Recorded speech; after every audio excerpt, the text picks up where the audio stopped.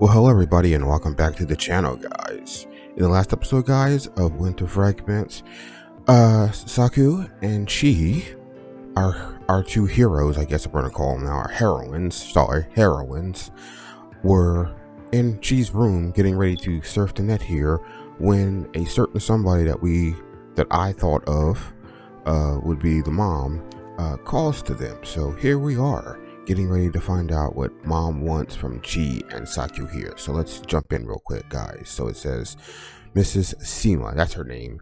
Chi, Saku, dinner's almost ready. Could you girls come down? And I guess we're headed downstairs now, guys.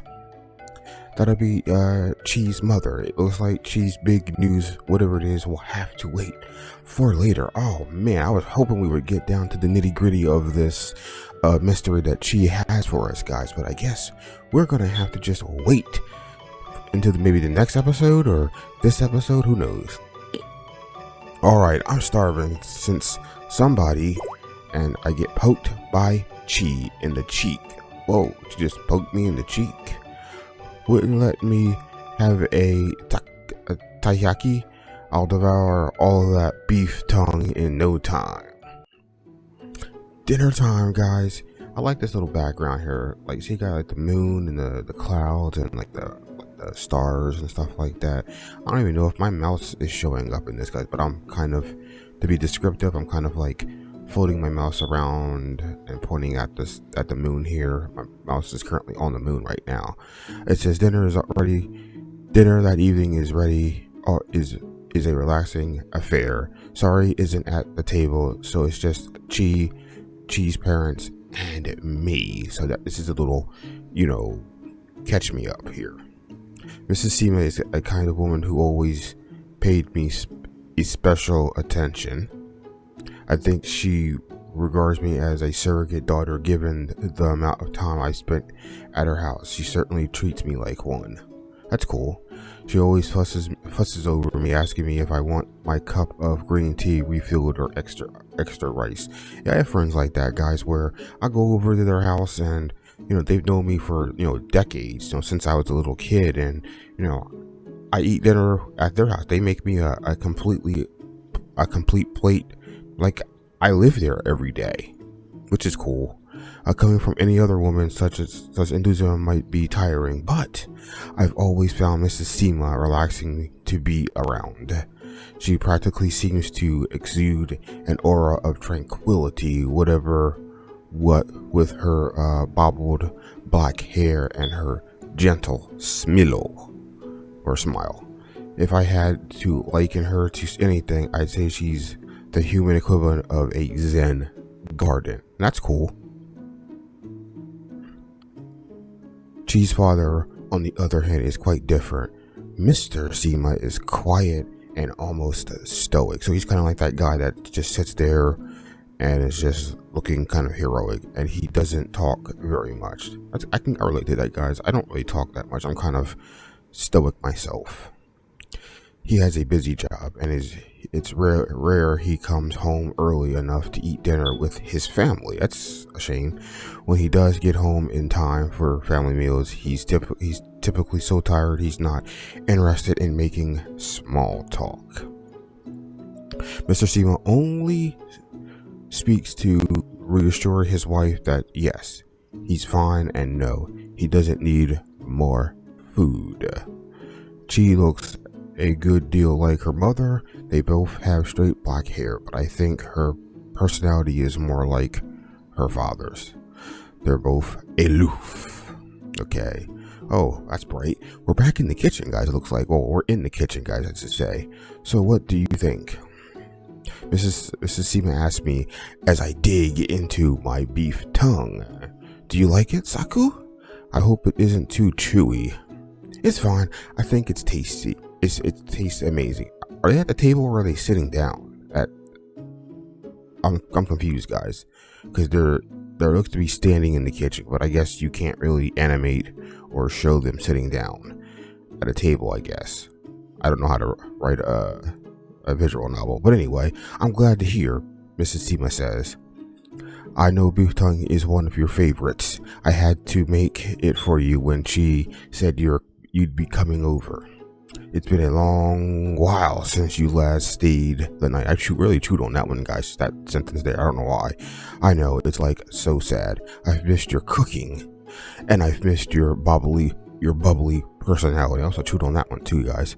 Now, why don't you have some more rice? Your bowl is looking empty. Wow, I was just thinking I could go for some extra rice myself. You read my mind, guys. If I bobble something, just look past me. You can read it as yourself. You can see there too.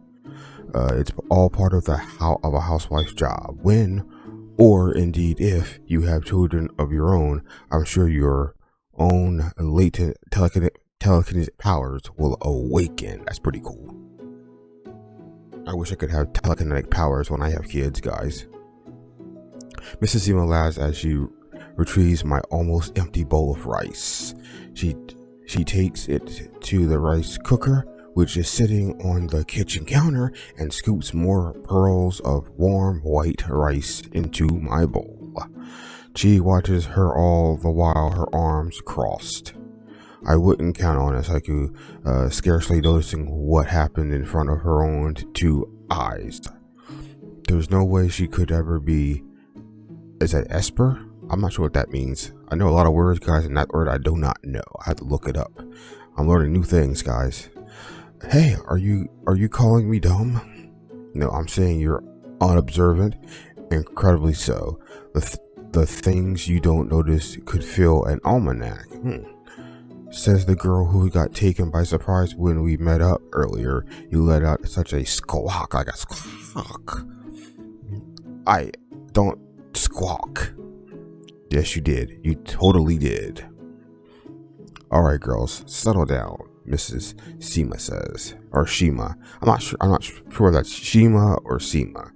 Mrs. Shima hands me a newly filled bowl of rice, then takes her seat at the table again. Tipe is tired.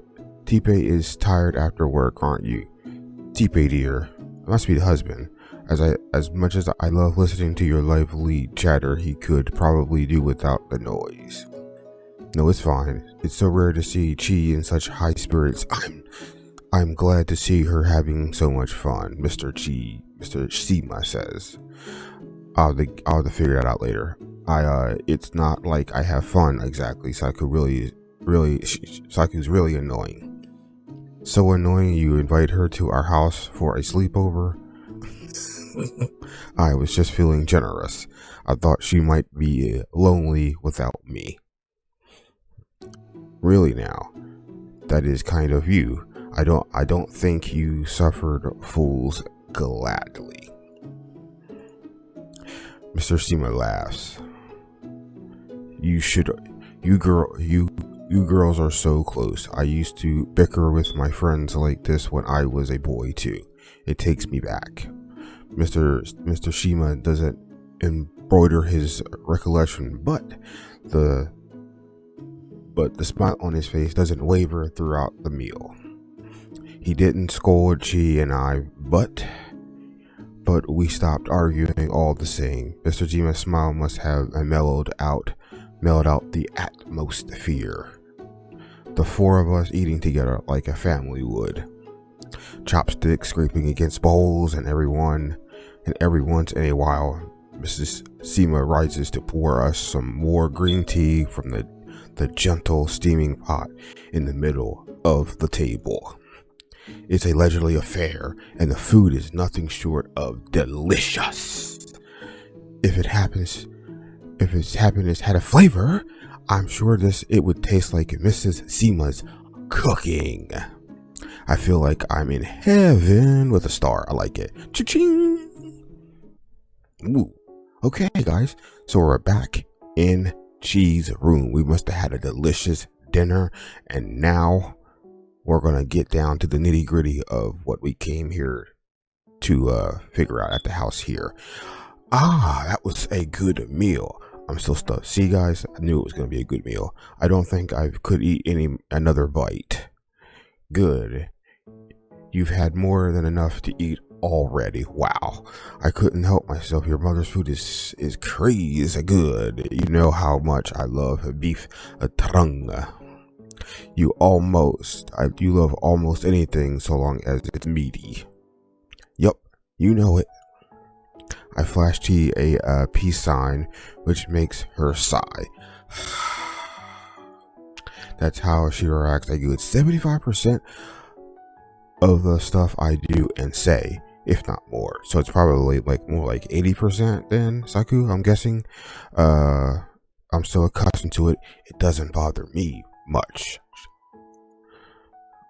I'm in such a good mood, I don't know if anything could bother me right now. Not even Chi's surly temperament or how dark it is outside. It's a little past 6 according to the clock on Chi's bedside table, but the sky's pitch black already. It's late December. Well, it's late December here too. And the sun sets pretty early now, around 1800 hours or so. I'm guessing what's that, like 7 o'clock, 6 o'clock, guys? So about same here in New Jersey, here where I'm from. Even though, guys, it's past, you know, the winter equinox, so it's starting to get, you know, lighter now. The days are short, dark, and cold, but that's not enough to dampen my spirits. It shouldn't. My optimism burns within me like a firework. I'll never be down in the dumps, not when there's delicious food to eat.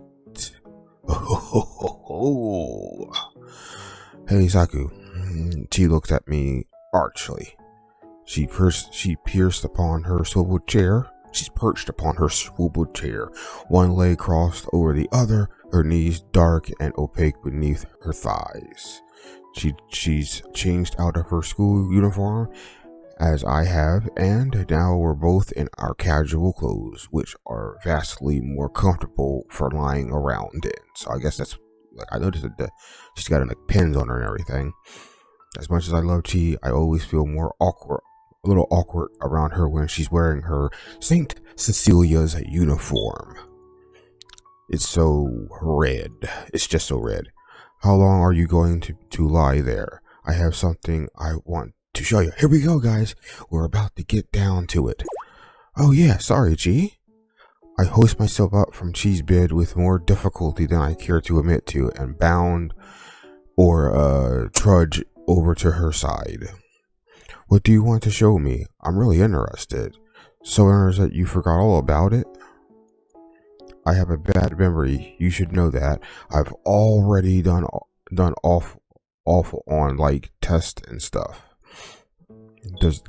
Have a bad memory. There's having a bad memory, and then there's being willfully ignorant. There's nothing willful about it. I just got distracted, is all, by your mother's cooking. I really am sorry, though. Her mouth's wide open. Chi doesn't look amused, does she ever? But I think my apology won her over. Oh, very well. I'll show you if you really care. I do. Show me the goods. Are you sure it isn't porn? No, it's not porn. Look here. Chi turns back to the monitor, then pulls up a website. The website isn't, contrary to my teasing, filled with any lewd photos.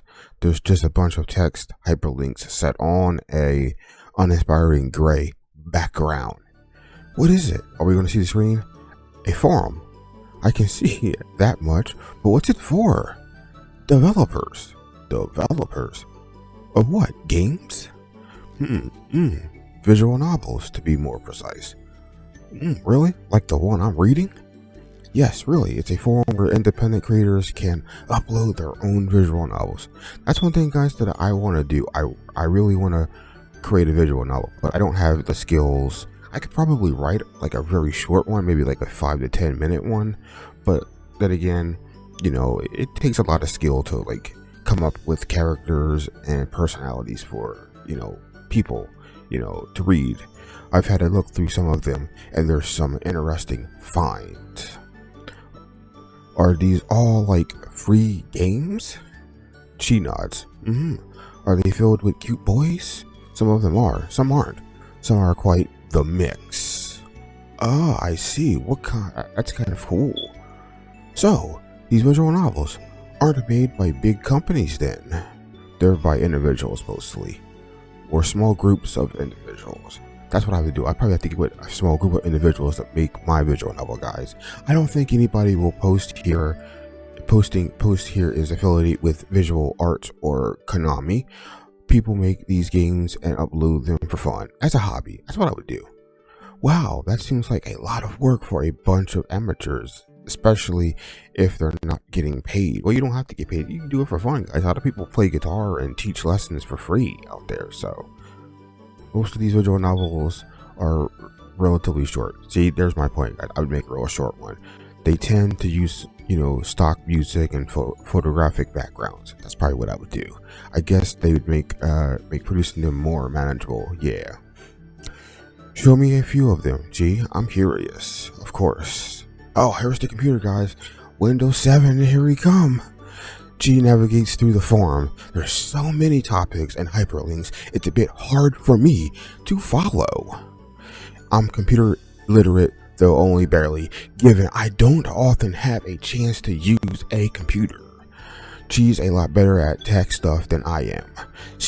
Oh man, I messed that up. She seems to know what she's doing, though I guess her familiarity with these sites doesn't hurt. She brings up about a dozen of these amateur visual novels for my appraisal. I skim through screenshots of work in progress projects and character profiles, art assets, and snippets of stories. A couple of these visual novels have a really nice art which wouldn't look out of place in a big commercial release. Oh, that's cool. A majority of them, however, leave a fair amount to be desired. The line art and colors of the characters are shaky, the proportions are suspect. Still, it looks like a lot of effort must have gone into them. Even the worst of these projects must come about through a spark of inspiration.